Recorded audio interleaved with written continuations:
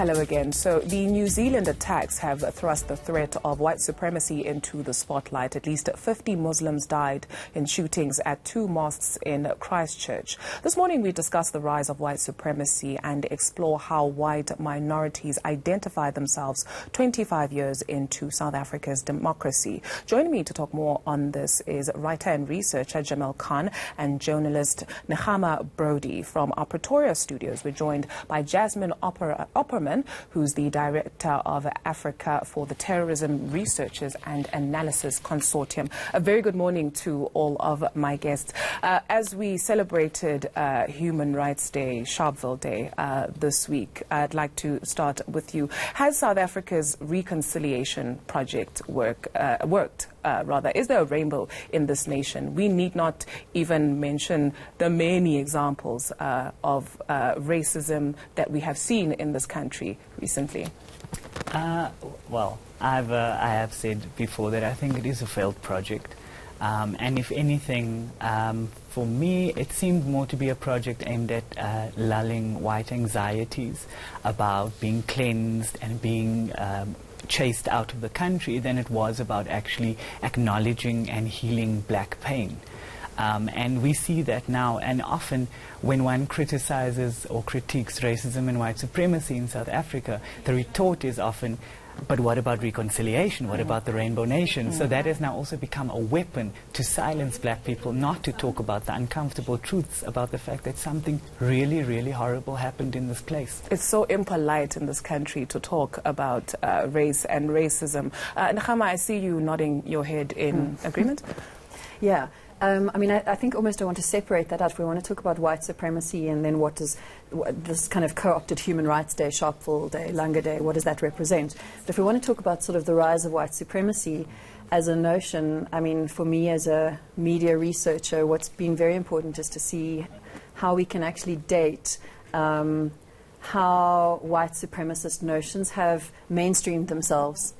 Because it's actually taken a particular trajectory that we're seeing worldwide, where you know, I mean, I think we all understand because in South Africa we all learn European history, right? We learn a lot of European history, more European history than African history. So we probably all learnt about what happened in Nazi Germany and how things that started off as fringe ideas eventually became national ideas that were owned by the government. And what we've seen over the last few decades is not that people have outright been calling themselves white supremacists, but they've come up with other phrases and other terminology that started off on the edge. And gradually sort of moved from sort of a fringe, and the internet has enabled this, but then media has enabled this too, and it's eventually become normalized. So these sort of weird lunatic words, essentially, they become mainstream, and then we almost like fake news became part of everybody's language over the last few years. So we now have sort of words of white supremacism becoming part of everyday language, and they have a particular agenda, and their agenda is to tell us that there is this threat, that you said, this threat of kind of that white people were going to be cleansed. The language of white supremacism doesn't go around and say, kill all black people or all of these things. They try and find gentler ways of saying this. So they'll come up with terms like white genocide. And that was the one thing where in South Africa particularly we've seen South Africa has played a very important role in driving awareness around the term white genocide.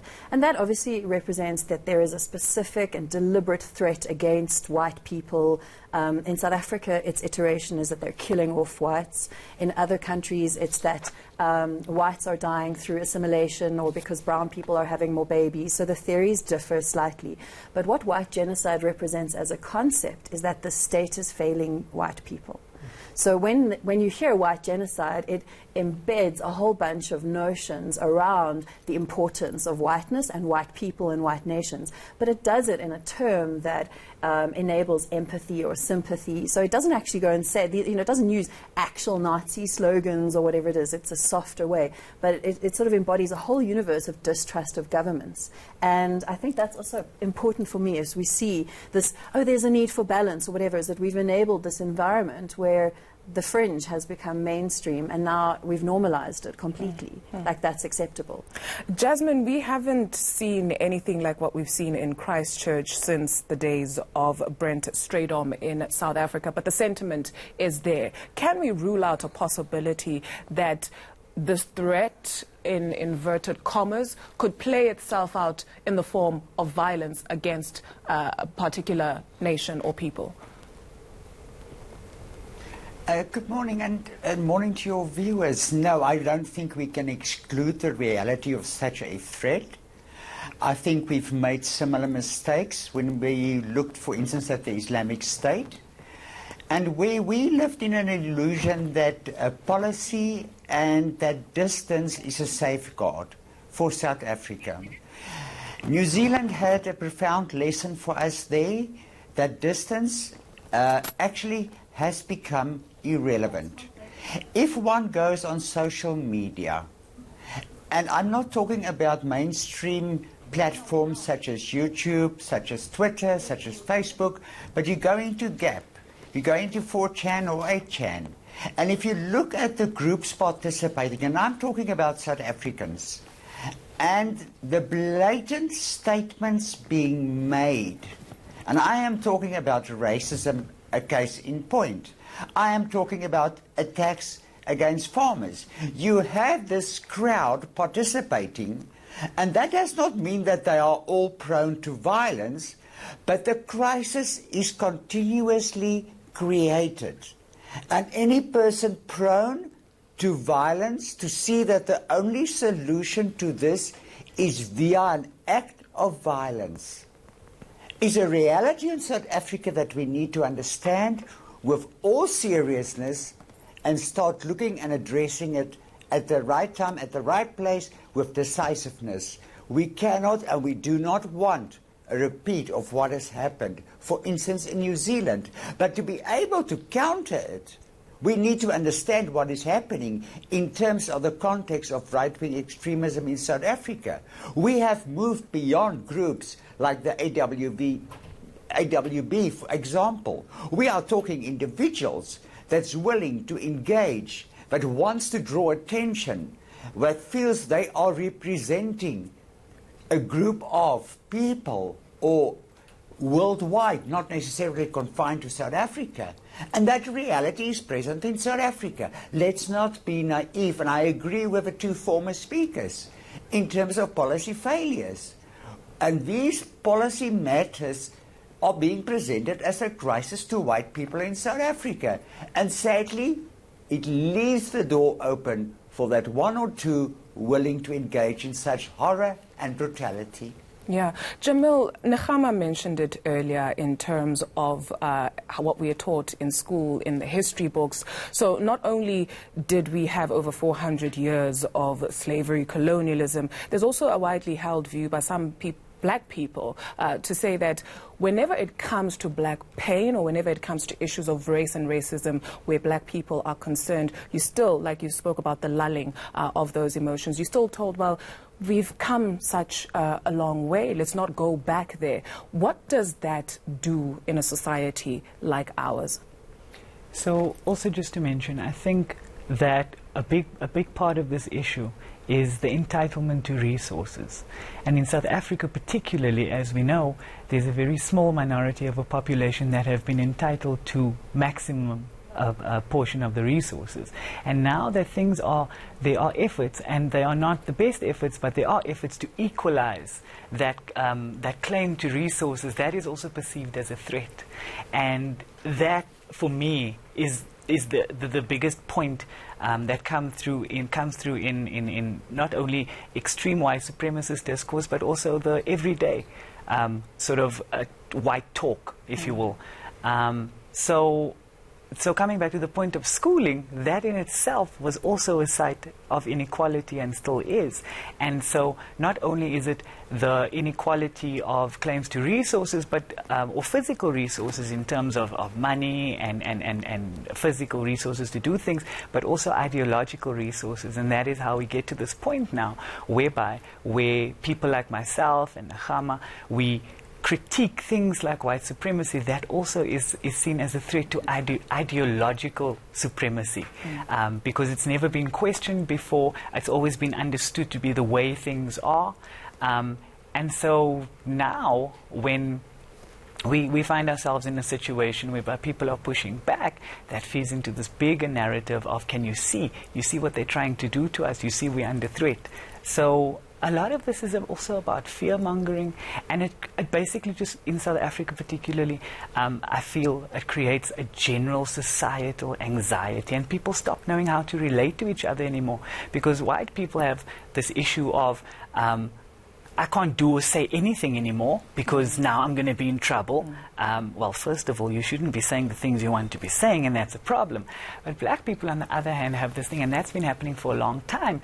And a scholar, Kevin Durkheim, calls it race trouble, whereby you know what racism is, you've experienced it your entire life, you know how it works, you know the words that trigger things in you, but now you have to sit and go, is that what happened? No, it can't be. Come on, we've reconciled this. It can't be. So people are scared also to assert their right to dignity and to demand that people treat them fairly.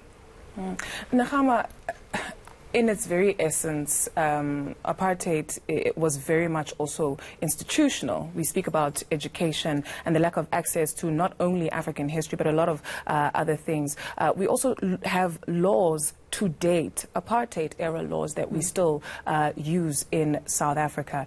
When we look at those systems and trying to dismantle them, how far have we come as a country?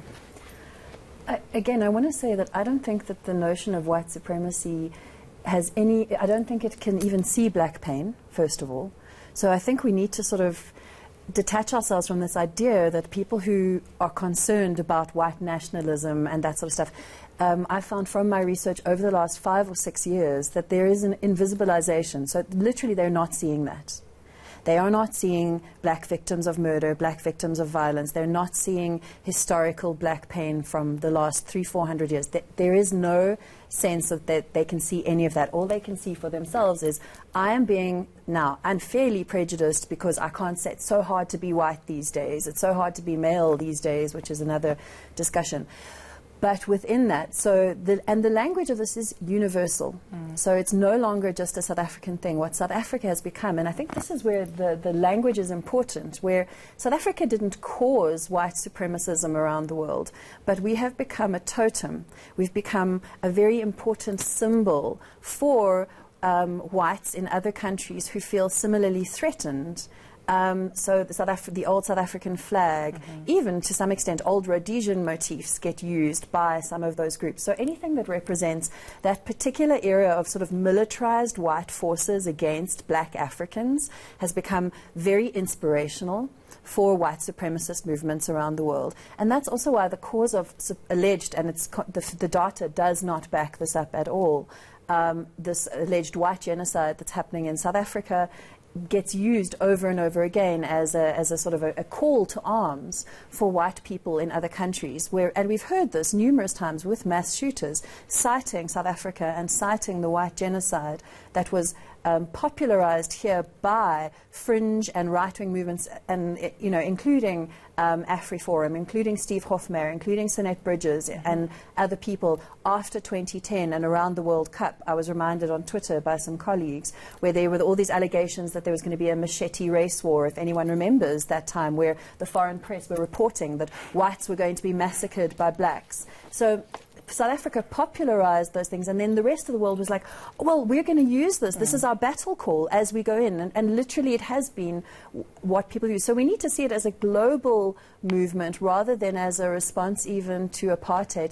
And it's certainly not a response at all to black pain, because from the white supremacist point of view, black people cannot experience pain. Your pain is invalid. It doesn't exist.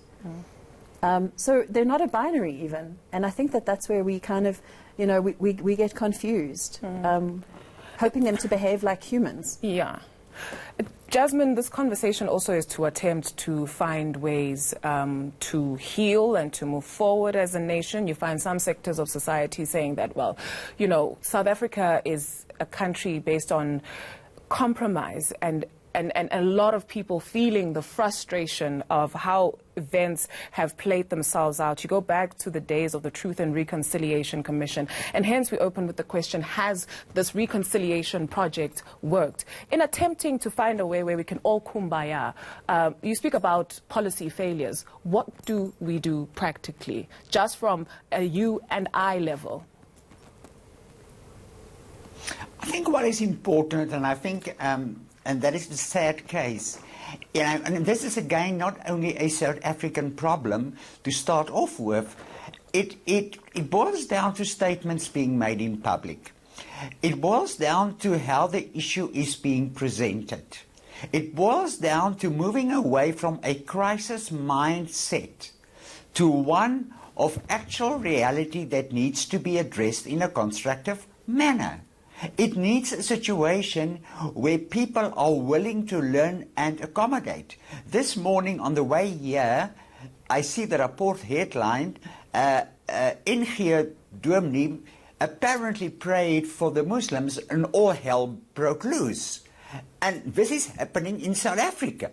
And I'm thinking, but this is not the way we should, and this is not the way it should be if we are talking about a religious community where tolerance and love is supposed to be the cornerstones of religion. So I think for you and I, Dudu, what is of fundamental importance is that we need to steer away the crisis debate to a debate where there is a willingness to open up. And sadly, there is no shortcut here. It is going to take generations.